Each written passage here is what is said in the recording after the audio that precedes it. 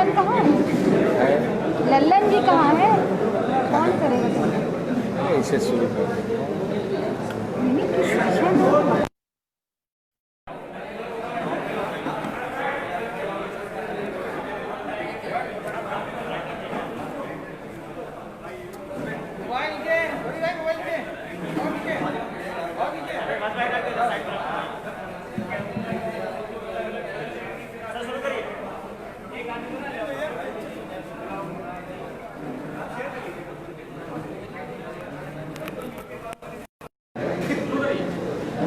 Media के सभी साथियों का उत्तर प्रदेश कांग्रेस कमेटी के प्रांगण में आप सबका बहुत बहुत स्वागत है, आभार है। जिस तरह से कांग्रेस के कार्यकर्ताओं पर, पदाधिकारियों पर उत्तर प्रदेश की सरकार झूठे मुकदमे कायम कर रही है, आप सबके संज्ञान में है। माइनॉरिटी सेल के अध्यक्ष श्री शहनवाज जी के खिलाफ मुकदमा कायम किया सरकार ने, जिसका कोई आधार नहीं, जिसका कोई साक्ष्य नहीं था। जिस तरह से उनको उठा करके पुलिस रात के अंधेरे में उनके घर से ले गई।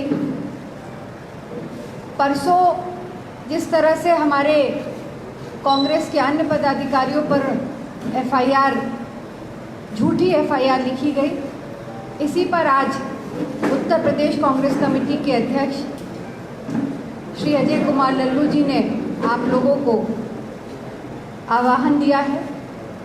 मैं अनुरोध करूंगी माननीय अध्यक्ष जी से कि इस प्रेस कॉन्फ्रेंस पे वो सारे तथ्य और सारे साक्ष्य आपके समक्ष रखें। धन्यवाद।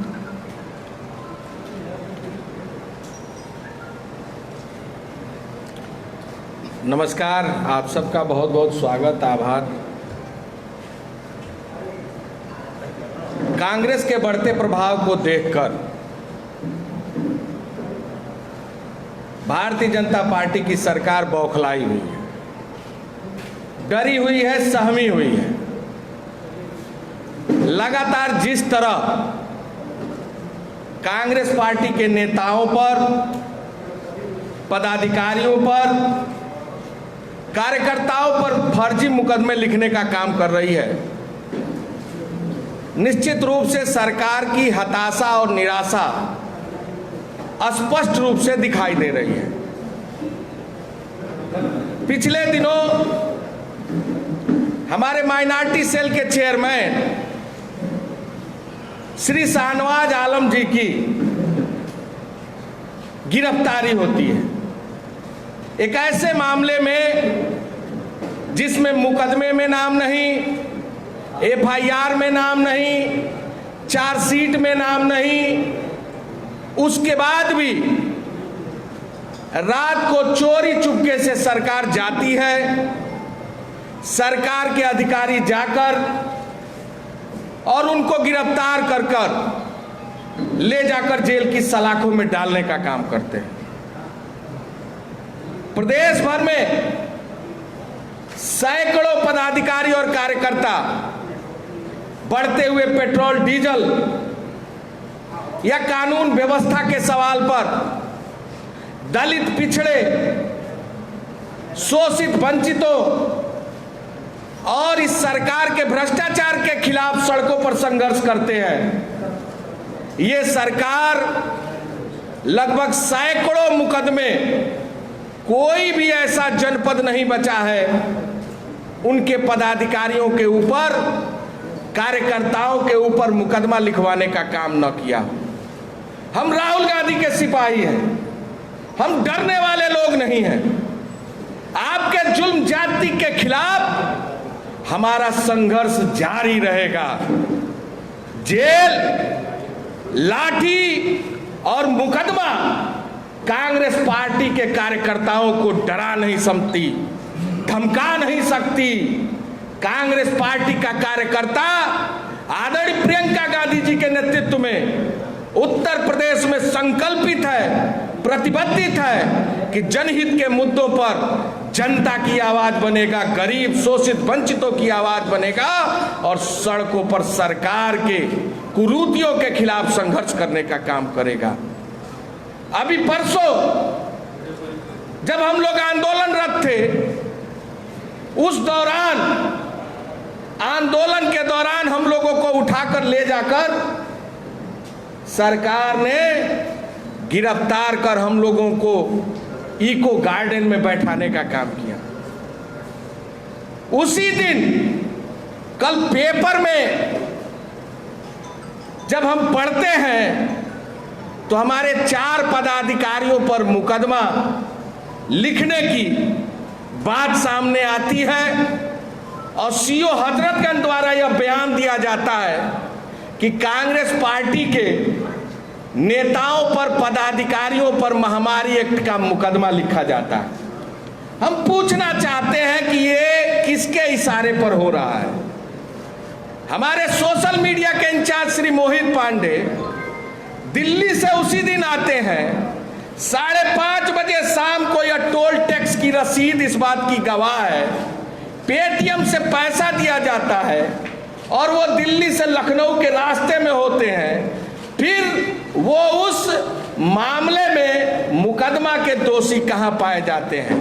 श्री मनोज यादव जो हमारे महासचिव हैं, वो हम लोगों के साथ गिरफ्तारी में इको गार्डन में रहते हैं और इको गार्डन में वो वहां पर मुचलके पर 51 नंबर नाम अंकित है, मुचलके पर छोड़े जाते हैं, तो उस महामारी में कहां शामिल होते हैं।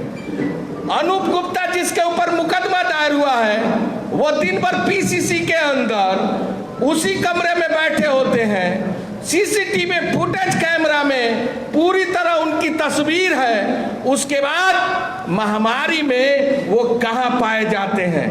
निश्चित रूप से जो यह मुकदमा 3:11 पर दर्शाया गया है, सरकार की मानसिकता को उजागर करता है कि ये सरकार लगातार यह चाहती है कि हम कांग्रेस पार्टी के पदाधिकारियों के ऊपर मुकदमा लिखकर डरा देने का काम करेंगे।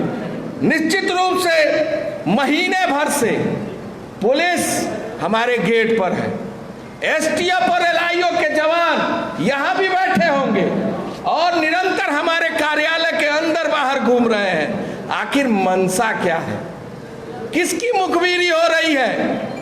ये सरकार निरंतर डरी हुई है, इसलिए इस तरह का कृत्य करने का काम कर रही है। पहले ये अंग्रेजों की मुखबिरी करते थे, अभी तक इनकी आदत में कोई सुधार नहीं है। आज भी उसी तरह के कृत्य को कर विपक्ष की आवाज को दबाना चाहते हैं। आप जितनी मजबूती से दबाइएगा, जेल भेजिएगा, लाठी चलाइएगा, मुकदमा लिखिएगा, कांग्रेस पार्टी का कार्यकर्ता संकल्पित है आपकी सरकार जो अन्याय, जुल्म और अत्याचार कानून व्यवस्था पर मजदूर विरोधी है, गरीब विरोधी है, रोजगार विरोधी है, नौजवान विरोधी है, कांग्रेस पार्टी का कार्यकर्ता संकल्पित है आदरणीय प्रियंका गांधी जी के नेतृत्व पर सड़कों से लेकर सदनों तक आंदोलन करने का काम करेगी। न डरे हैं, न डरेंगे, न झुके हैं, न झुकेंगे। हम लड़े हैं और लड़ते रहेंगे। धन्यवाद।